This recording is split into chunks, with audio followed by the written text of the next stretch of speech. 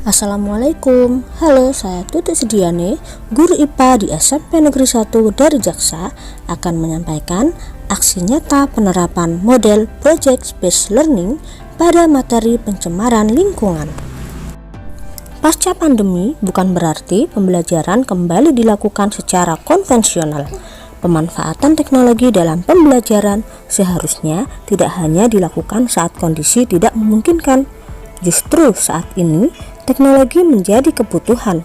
Pendidikan menuntut guru untuk mampu memberikan pelayanan terbaik kepada murid. Pembelajaran harus berpihak pada murid sesuai dengan kodrat alam dan kodrat zamannya. Didukung dengan penerapan kurikulum merdeka, era industri 4.0 dan society 5.0 yang menuntut murid memiliki kecakapan abad 21 serta memiliki profil pelajar Pancasila, maka tidak heran jika saat ini pemanfaatan teknologi menjadi penting dalam pembelajaran. Salah satu model pembelajaran yang dapat diterapkan adalah Project Based Learning, di mana model tersebut memberikan kesempatan murid untuk meningkatkan keterampilan dan kreativitasnya dalam pembelajaran. Tahapan pelaksanaan Project Based Learning antara lain pengenalan masalah atau pertanyaan, mendesain perencanaan proyek, penyusunan jadwal proyek, pelaksanaan dan monitoring proyek, menguji hasil atau presentasi proyek, dan evaluasi serta refleksi. Tahap pengenalan masalah. Pada tahap ini, guru menggugah ketertarikan murid terhadap topik pencemaran lingkungan, mendorong murid berpikir kritis, dan membangun kemampuan murid dalam menghubungkan kejadian yang terjadi di sekitarnya dengan topik pencemaran lingkungan. Tahap mendesain perencanaan proyek. Guru mengorganisasikan murid dalam kelompok kerja, membangun kerjasama murid, membangun komunikasi antar murid, melibatkan murid dalam proses perencanaan, serta murid menentukan dan menemukan rancangan proyek sendiri.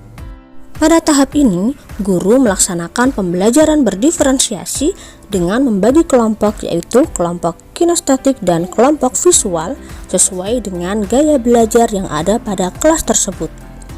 Kelompok kinestetik melakukan percobaan secara langsung, sedangkan kelompok visual mempelajari video pembelajaran yang ada pada sumber belajar portal Rumah Belajar. Tahapan penyusunan rencana kerja. Pada tahap ini, murid mengembangkan kemampuan penyelidikan otentik, mengidentifikasi masalah nyata, serta mencari sumber informasi baik dari portal Rumah Belajar maupun dari sumber lain seperti YouTube.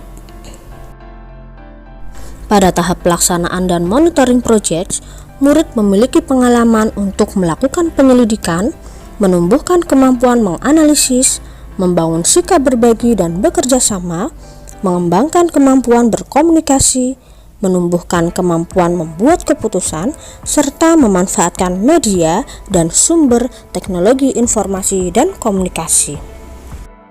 Selanjutnya, pada tahap pengujian hasil atau presentasi, murid menyusun bahan presentasi, menyampaikan hasil proyek, menjawab pertanyaan saat diskusi, mengembangkan kemampuan menampilkan hasil karya, mengemas produk, mendokumentasikan tahapan proyek, serta menampilkan produk. Beginilah tampilan hasil produk murid, diantaranya murid membuat poster dengan menggunakan aplikasi Canva, membuat produk bioplastik, serta membuat produk hasil pengolahan limbah plastik. Dan pada tahap terakhir, evaluasi dan refleksi, murid mengembangkan kemampuan menganalisis hasil proyek, serta mengembangkan kemampuan mengambil keputusan. Rumah Belajar memiliki materi dan video yang interaktif dan membuat saya lebih paham akan materi dan pembelajaran yang sedang diterangkan. Terima kasih.